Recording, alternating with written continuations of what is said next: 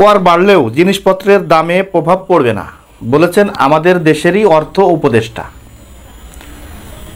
জিনিসপত্রের দাম বাড়লে মানে জনজীবনে কোনো প্রভাব পড়বে না, এই কথাটা বলা কতটুকু যৌক্তিক?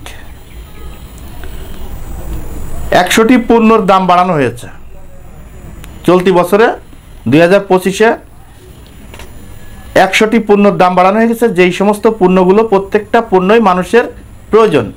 আর অর্থ উপদেষ্টা বলছে যে জিনিসপত্রের দাম বাড়লে কোনো প্রভাব পড়বে না, সাধারণ মানুষের উপরে কোনো প্রভাব পড়বে না। এই কথাটা কি আসলে, এই কথা কি কোনো যুক্তিসঙ্গত কথা যে জিনিসপত্রের দাম বাড়লে মানুষের কোনো অসুবিধা হবে না, মানুষের কোনো সমস্যা হবে না? এই যে কথাগুলো বলে, এই কথাগুলো তো আওয়ামী লীগ সরকারের আমলে বলতো, আওয়ামী লীগ সরকারের সময় বলতো, তাই এখন কেন এই সমস্ত কথা শুনতে হবে আমাদেরকে? জিনিসপত্রের দাম বাড়লে সাধারণ মানুষের কষ্ট হবে, এটা স্বাভাবিক, এটা না বোঝার কিছু নেই।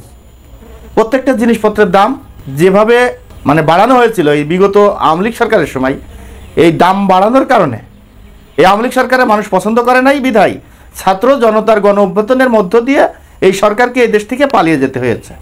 তো এখন আপনারা ক্ষমতায় এসে বলবেন জিনিসপত্রের দাম বাড়লেও মানুষের কোনো সমস্যা হবে না, কোনো প্রভাব পড়বে না, এই ধরনের কথা কি কোনো যুক্তি আছে? তাহলে তো সে আগের সরকারই ভালো ছিল, মানুষ তো বলবেই, এটাই স্বাভাবিক। আপনারা কেন আগের সরকারের ভালো চাচ্ছেন?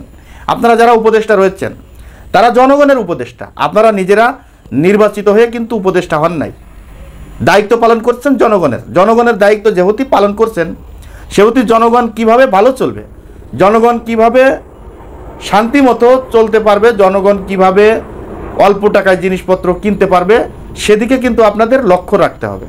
আমি বুঝি না, যেই ক্ষমতা পাক না কেন সেই জন্য জনগণের ঘাড়ের উপরে পাড়া দিয়ে চলতে চাই, সে নিজেদের স্বার্থ হাসিল করতে চাই।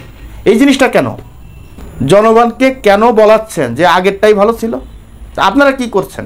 এত কষ্ট করে এত জীবন দিয়ে কেন দেশ আজকে স্বৈরাচার মুক্ত করতে হয়েছে?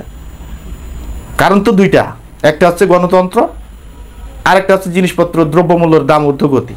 এই দুইটা কারণেই মানুষ কিন্তু এই সরকারের প্রতি অতিষ্ঠ। আর সেই কাজগুলো যদি আপনাদের ভিতরে থাকে তাহলে আপনাদেরকে উপদেষ্টা বানায় আমাদের লাভ হয়েছে কি?